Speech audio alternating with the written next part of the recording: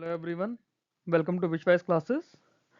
इस वीडियो के अंदर अब हम लोग एआरडी के क्वेश्चन डिस्कस करना शुरू करेंगे। जैसे आपने देखा हमने किस तरह से ईएसआई के क्वेश्चंस में डिस्कशन किया, क्या क्वेश्चन होगा, किस तरह से उसका आंसर लिखना है। हमने डिस्क्रिप्टिव एल्गोरिदम पढ़ने की कोशिश की एंड देन टेलीग्राम पे मैंने आपको उनके आंसर्स दिए। वही अप्रोच हम लोग नाबार्ड के लिए एआरडी के अंदर रखेंगे। विदाउट वेस्टिंग योर टाइम पहले क्वेश्चन की तरफ चलते हैं। पहला क्वेश्चन आया है हमारा टॉपिक एग्रीकल्चर एक्सटेंशंस पे। ठीक है, agriculture extension education plays a critical role in bridging the gap between agriculture research and farmer fields. Discuss the objective and measure methods of extension education and examine its role in promoting sustainable agriculture development in India. Usually आपके पास जो question आएगा exam में वो इस तरह से आएगा, खाली इतना। यहाँ मैंने ये एक एडिशनल लाइन इसलिए दी हुई है कि हमें एक आइडिया लग पाए कि हमसे किस बारे में बात हो रही है, सो दैट हम क्वेश्चन पढ़ते ही समझ पाए कि हमें कहाँ से कहाँ जाना है।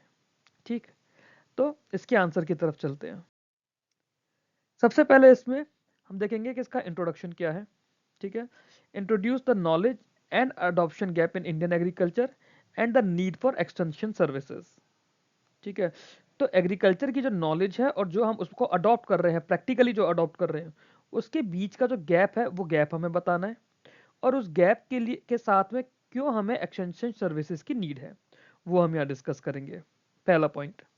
दूसरा पॉइंट आता है फिर हमारा ऑब्जेक्टिव्स। हमें अलग अलग ऑब्जेक्टिव बताने हैं, जैसे टेक्नोलॉजी ट्रांसफर करते हैं, स्किल डेवलपमेंट करते हैं, बिहेवियरल चेंज करते हैं, या फिर उसकी हेल्प से इनकम एनहेंसमेंट करना है। ये चीज़ें हम लोग बताएंगे। तीसरा आएगा मेथड्स। मेथड यहाँ डिस्कस करेंगे। इंडिविजुअल, ग्रुप और मास कंडक्ट मेथड्स होते हैं। एग्जाम्पल देंगे किसान विकास केंद्र का, डेमोन्स्ट्रेशन का, आईसीटी टूल्स का। ये एग्जाम्पल्स देंगे कि कैसे एक्सटेंशन हमें हेल्प कर रहे हैं, एक्सटेंशन की सर्विसेज हमें हेल्प कर रही हैं। देन हम लोग बात करेंगे रूरल इम्पैक्ट की, कि एक्सटेंशन की सर्विसेज से, एक्सटेंशन एजुकेशन से कैसे हमारी प्रोडक्टिविटी बढ़ रही है, अडॉप्शन ऑफ इनोवेशन हो रहा है, या क्लाइमेट रेजिलियंस हो रहा है। अब इसके अंदर तो बहुत सारे हैं ना। जब एग्रीकल्चर एक्सटेंशन की हम लोग बात करते हैं तो हमारे पास बहुत सारी चीज़ें आ जाती है। वो उसमें आर&डी की यूनिट्स भी आ जाती हैं, जो एजुकेशन फैसिलिटीज़ होती हैं, रिसर्च फैसिलिटीज़ होती हैं, वो सब आ जाती हैं। तो अलग अलग चीज़ें हमारे प्रोडक्टिविटी को बढ़ाती हैं। हर चीज़ का एम क्या है? एम है हमारी प्रोडक्टिविटी को बढ़ाना, और प्रोडक्टिविटी को बढ़ा के फार्मर्स का लाइवलीहुड बेटर करना, है ना, उनके उनके लाइवलीहुड का बेटरमेंट करना। ये हमारा एम और ऑब्जेक्टिव होता है। फिर रोल और इम्पैक्ट बताने के बाद हम बात करेंगे कंस्ट्रेंट्स क्या है और वे फॉरवर्ड क्या है। कंस्ट्रेंट सबसे पहले तो मैन पावर शॉर्टेज ही है, देन डिजिटल डिवाइस है ना। तो मैन पावर शॉर्टेज और डिजिटल डिवाइस को बताते हुए हम चलेंगे कि कैसे आईसीटी बेस्ड और पार्टिसिपेटरी अप्रोचेस आ रही हैं ना। फॉर एग्जांपल एक छोटी सी चीज बताता हूँ, एक किसान कॉल सेंटर का कॉन्सेप्ट आया था, है ना। ये छोटे छोटे किसान को खेती के लिए एक पर्टिकुलर पीस ऑफ लैंड के लिए बताते किस किस तरह से क्या क्या करना है, कौन सी मिट्टी डालनी है, क्या डालना है, या सीजन की उसमें अपडेट्स किया करते थे। अगर आपके पास आपकी वेदर फोरकास्टिंग अच्छी है तो उसके हिसाब से भी आप बहुत सारी चीज़ें प्लान कर सकते हैं। और ये सब करने के बाद हम लोग सीधे जाएंगे अपने कंक्लूजन पे, है ना। कंक्लूड करेंगे एक्सटेंशन एजुकेशन की as the backbone of agriculture transformation. Extension education क्यों ज़रूरी है ऊपर सारा बताते हुए हम बताएंगे कि वो हमारे एग्रीकल्चर ट्रांसफॉर्मेशन का बैकबोन है, और इस पे 3-4 लाइनें लिख देंगे। 6 स्टेप्स में हम एआरडी के हर आंसर को यहाँ डिस्कस करेंगे। 15 मार्क के हिसाब से हम सारा चल रहे हैं। कोशिश करेंगे कि ये हम लोग 2 नंबर में कर दें, ये हम लोग 2.5 मार्क्स में कर दें, मेथड को हम लोग करीब करीब 3 नंबर में ले जाएं, देन रोल एंड इम्पैक्ट को भी हम लोग 3 नंबर में ले जाएं, इसको हम लोग 2 नंबर या 2.5 मार्क्स में कर दें, और इसको 2 नंबर में ले जाएं। एक रफ एस्टिमेट है हमारा हर स्टेप के लिए। आगे चलते हैं अगले सवाल की तरफ। एग्रो फॉरेस्ट्री की बात आ गई यहाँ पे, है ना। एग्रो फॉरेस्ट्री को हम लोग प्रमोट करते हैं as a sustainable land use system in India. Discuss the major benefit of agroforestry and critically examine the constraints affecting its large scale adoption. तो सबसे पहले हम अब यहीं पर सोचते हैं हमें क्या करना है। हम इंट्रोड्यूस करेंगे, तो इंट्रोडक्शन में हम लोग क्या बात करेंगे, हम एग्रो फॉरेस्ट्री को डिफाइन करेंगे, है ना। सबसे पहले तो हम लोग एग्रो फॉरेस्ट्री को ही बताएंगे। सेकंड पे हम इसके बेनिफिट्स बताएंगे कि हमारे बेनिफिट्स क्या हैं एग्रो फॉरेस्ट्री के। अभी हम एल्गोरिदम पे नहीं जा रहे हैं, अभी सिर्फ सोच रहे हैं क्वेश्चन पढ़ के आपके मन में क्या आना चाहिए। एल्गोरिदम से तो आप सीखेंगे ना मेंस के लिए, बट उससे पहले हम कितना रेडी है वो भी तो देखें। फिर हमें इसके कंस्ट्रेंट्स को बताने हैं affecting its large scale adoption. तो हम पहले इसकी लिमिटेशंस बताएंगे, कुछ इस तरह से हम लोग चलेंगे ना। अब देखते हैं एल्गोरिदम में हमने इसको किस तरह से डिफाइन किया है। क्वेश्चन क्या है, एग्रो फॉरेस्ट्री को हमें बताना है कि उसके बेनिफिट्स क्या हैं और क्रिटिकली एग्जामिन, ये वर्ड का ध्यान रखना है, एग्जामिन नहीं बोला है, यहाँ क्रिटिकली एग्जामिन बोला है। जब क्रिटिकली याद आता है तो हम स्पेसिफिकली उसकी बात करेंगे इन डेप्थ, है ना, उसको प्रोसेस कॉन्स के साथ एक तरह से रैशनल उसमें हम लोगों को बताना है। तो सबसे पहले हम इसका इशू बेस्ड इंट्रोडक्शन देंगे। एग्रो फॉरेस्ट्री आया क्यों, हम वहां से शुरू करेंगे क्योंकि हमारे क्रिटिकल एग्जामिनेशन के लिए बोला है। तो हम इसका लैंड डिग्रेडेशन बताएंगे, क्लाइमेट स्ट्रेस और income instability in the agriculture. ये क्या बता रहा है, ये नीड फॉर एग्रो फॉरेस्ट्री बता रहा है। नीड फॉर एग्रो फॉरेस्ट्री मतलब एक तरह से जैसे मूवी के लिए प्रीक्वल होता है ना, ये प्रीक्वल का काम कर रहा है कि ऐसी ऐसी दिक्कतें हैं। देन हम एग्रो फॉरेस्ट्री को डिफाइन करते हुए ना, जो मेजर सिस्टम्स हैं इंडिया में जो प्रैक्टिस होता है एग्रो फॉरेस्ट्री के अंदर, हम लोग वो बताएंगे। यहां तक हमारा हो गया। पहले हमने एक बैकग्राउंड सेट करा कि एग्रो फॉरेस्ट्री पे हम पहुंच क्यों रहे हैं, फिर हम एग्रो फॉरेस्ट्री पे पहुंच गए। देन हम इसके बेनिफिट्स बताएंगे। बेनिफिट्स क्या है, इनकम डाइवर्सिफिकेशन है, आपके पास एग्रीकल्चर के साथ साथ फॉरेस्ट प्रोड्यूस भी आता है, सॉइल फर्टिलिटी इंप्रूव होने लगती है, आपके पास क्लाइमेट रेजिलियंस डेवलप होता है और कार्बन सिक्वेस्ट्रेशन होता है। ये चीज़ें आप बताएंगे। फिर फोर्थ में हम लोग, क्योंकि हमें इसको क्रिटिकली एनालाइज करना है, तो हम इसके कंस्ट्रेंट्स बताएंगे, क्या इसमें लिमिटेशंस है। जैसे सबसे इंपॉर्टेंट चीज़ तो यही है कि पेड़ को बड़े होने में टाइम लगेगा, लॉन्ग जेस्टेशन पीरियड होता है, सबसे इंपॉर्टेंट तो यही है ना। देन उसके बाद मार्केट के एक्सेस के इश्यूज हैं, मार्केट का एक्सेस नहीं मिल पाता है, वो भी हम लोगों को बताना होगा इसके अंदर। देन हमारे पास रेगुलेटरी इश्यूज और अवेयरनेस के कंस्ट्रेंट्स, ये हम लोगों को बताना है। अब ये बताते हुए हम इसका वे फॉरवर्ड देंगे, क्योंकि हमें क्रिटिकली एग्जामिन करना है तो हम सिर्फ कमियों पे नहीं छोड़ सकते, और वैसे भी डिस्क्रिप्टिव आंसर हमें ओपन एंडेड नहीं छोड़ने चाहिए।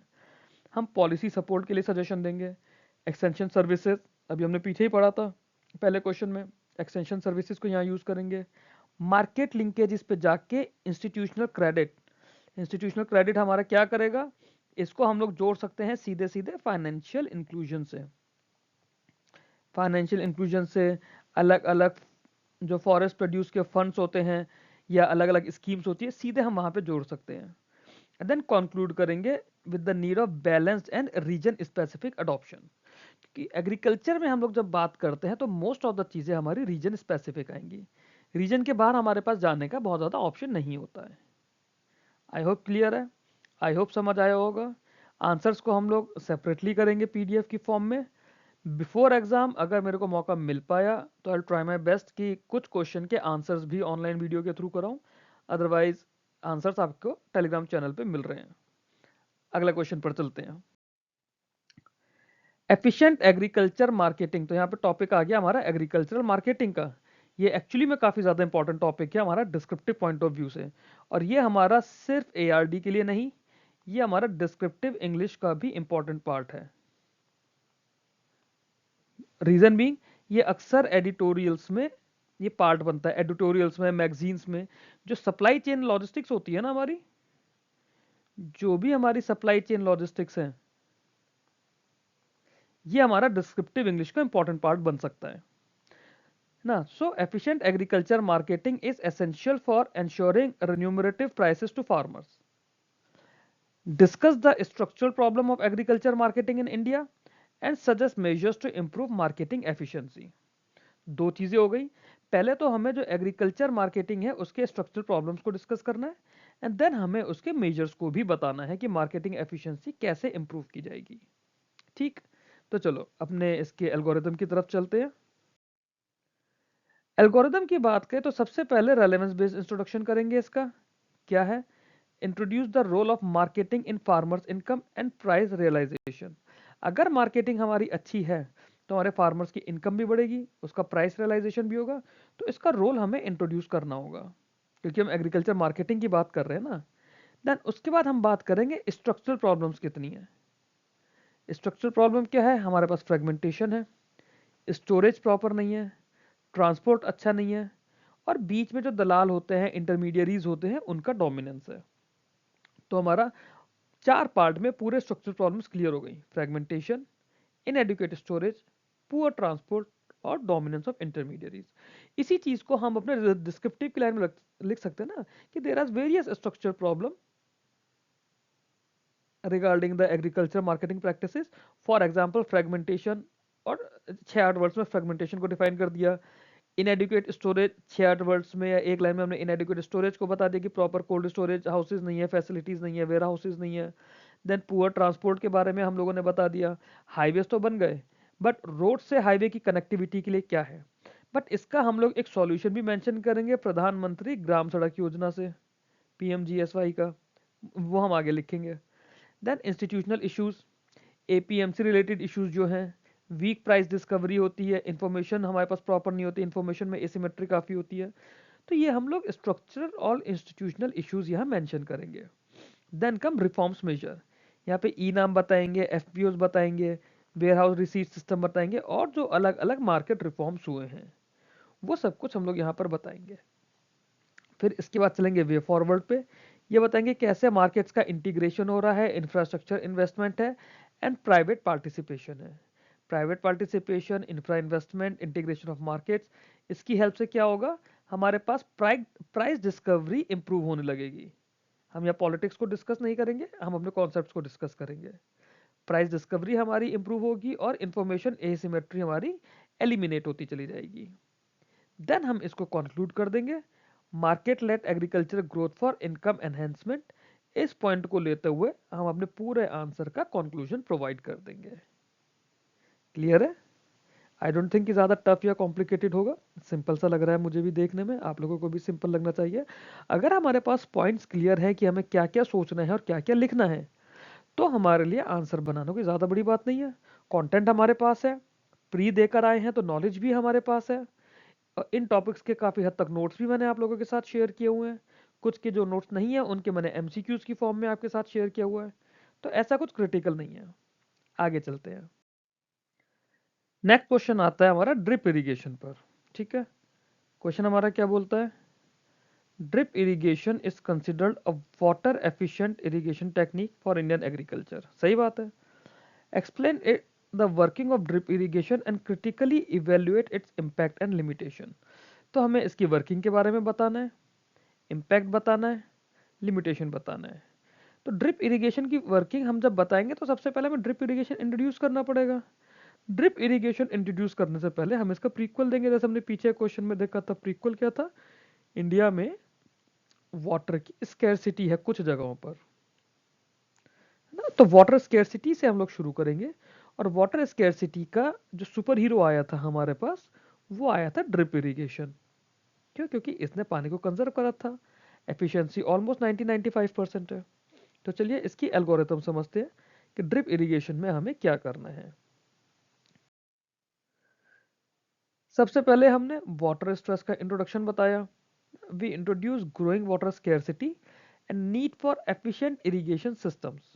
ठीक है, हमारे पास क्योंकि जो एग्जिस्टिंग सिस्टम्स थे उनकी वाटर यूज एफिशिएंसी इतनी अच्छी नहीं थी, कुछ उनके अंदर कमियां थी, उनमें पानी की वेस्टेज ज़्यादा थी, इसकी वजह से उन्हें हम यूज़ नहीं कर पा रहे थे। वाटर की स्केर्सिटी हमारे पास बढ़ती जा रही थी, तो हमें एक एफिशिएंट इरिगेशन सिस्टम की ज़रूरत पड़ी। अब वो जो एफिशिएंट इरिगेशन सिस्टम था वो कौन सा आया था, वो हमारा ड्रिप आया था। Then we explain drip irrigation का मैकेनिज्म क्या है, क्या क्या इसके कंपोनेंट्स हैं, और वाटर डिलीवरी का मेथड क्या होता है। हमने ड्रिप इरिगेशन का मैकेनिज्म बताया, क्या कंपोनेंट्स है उसके, और वाटर डिलीवरी का मैकेनिज्म क्या है। तीन चीज़ों में हमने 3 मार्क्स के हिसाब से अपना कॉन्सेप्ट क्लियर कर दिया। देन बात आती है उसके इम्पैक्ट असेसमेंट की। इम्पैक्ट असेसमेंट में अगर जाए, we talk about water saving, yield improvement, fertigation and reduced weed growth. 4 चीज़ें हैं, चारों चीज़ें ज़रूरी है कि पानी सेव कर रहा है। उसका इम्पैक्ट में जब वाटर यूज एफिशिएंसी बढ़ गई तो पानी सेव होगा, उसकी वजह से यील्ड इंप्रूव होगी, फर्टिगेशन भी होगा क्योंकि हम सीधे फर्टिलाइजर को रूट पे अप्लाई कर सकते हैं, और जब फालतू का पानी नहीं रहेगा तो फालतू की वीड की ग्रोथ भी नहीं रहेगी। बट इसकी कुछ लिमिटेशंस भी है, जैसे इनिशियल कॉस्टिंग इसकी बहुत ज़्यादा होती है, क्योंकि हम लोग जब इसे रूट लेवल पे इंजेक्टेड फॉर्म में अप्लाई कर रहे हैं तो हमारे पास इनिशियल कॉस्टिंग ज़्यादा हो गई। छोटे से इंस्ट्रूमेंट्स होते हैं, उसके अंदर क्लॉगिंग भी हो सकती है, तो क्लॉगिंग इश्यूज भी है। एंड देन जो छोटे फार्मर्स हैं, इन दोनों की वजह से छोटे फार्मर्स के लिए इनके अडॉप्शन चैलेंजेस भी हैं। छोटे फार्मर्स के तो काम नहीं आएगा ना इस तरह का मेथड, उनके पास इतना पैसा ही नहीं है, तो ये इसलिए हमारे पास इसकी लिमिटेशन हो गई। Then we talk about policy and way forward कि अब आगे क्या करना है। इसको हम लोग लिंक करेंगे प्रधानमंत्री कृषि सिंचाई योजना से, जो अलग अलग सब्सिडीज हैं, अवेयरनेस होनी चाहिए लोगों में, एंड देन टेक्निकल सपोर्ट जो इनको प्रोवाइड किया जाता है। इन चीज़ों के साथ लिंक करके पॉलिसी बताएंगे, पॉलिसी में हमारी स्कीम आ गई, एंड वे फॉरवर्ड डिस्कस करेंगे। फिर आ जाएगा हमारे पास conclusion. We conclude with sustainable water use and long term productivity perspective. Water use हमें सस्टेनेबल करना है और लॉन्ग टर्म हमें प्रोडक्टिविटी बढ़ानी है, क्योंकि पानी का कंजर्वेशन भी तो ज़रूरी है। एंड जब ऑलरेडी हमारे पास यहाँ पे वाटर स्केर्सिटी की बात कर रहे हैं, तो हमारे पास वाटर का सस्टेनेबल यूज हमें बताना ही पड़ेगा। सस्टेनेबल यूज वाटर का एक तरह से वाटर कंजर्व करना है कि वाटर की वेस्टेज ना हो, फ्यूचर के लिए भी वाटर अवेलेबल रहे। ये करके हमारा ये आंसर खत्म हो जाएगा। आई होप आपको ये चारों क्वेश्चन आंसर समझ आए हो। यहाँ पे हमने 4 क्वेश्चंस करे एआरडी से रिलेटेड। नेक्स्ट वीडियो में हम लोग फिर से 4 क्वेश्चंस लेकर आएंगे। Till then I want you all to keep learning and keep growing. Content अगर आपको अच्छा लग रहा है तो मेरे यूट्यूब चैनल को आप फॉलो कर सकते हैं, अपने फ्रेंड्स के साथ शेयर कर सकते हैं जो लोग तैयारी कर रहे हैं। ये मेरा टेलीग्राम का हैंडल है, टेलीग्राम पे आप लोग मेरे से कनेक्ट होंगे, मैं आपको इन क्वेश्चंस की पीडीएफ दूंगा। हर क्वेश्चन के 2 आंसर्स उसमें अवेलेबल होंगे, 2 अलग अलग तरह से लिखे हुए होंगे। आप लोग पढ़ेंगे, आप लोगों के मन में आइडियाज आएंगे, प्लस आप लोग उसमें अपना फीडबैक देकर एंड अपने इनपुट्स देके उन आंसर्स को और बेटर कर सकते हैं। मेरा सजेशन ये है कि आइदर आप उनका प्रिंट कर लीजिए या फिर उन आंसर्स को आप एक बार अपने हाथ से लिख लीजिए। लिख लेंगे, लिखते लिखते आपके मन में और थॉट्स आएंगे एंड आप फर्दर इंप्रूव कर पाएंगे। Thank you very much.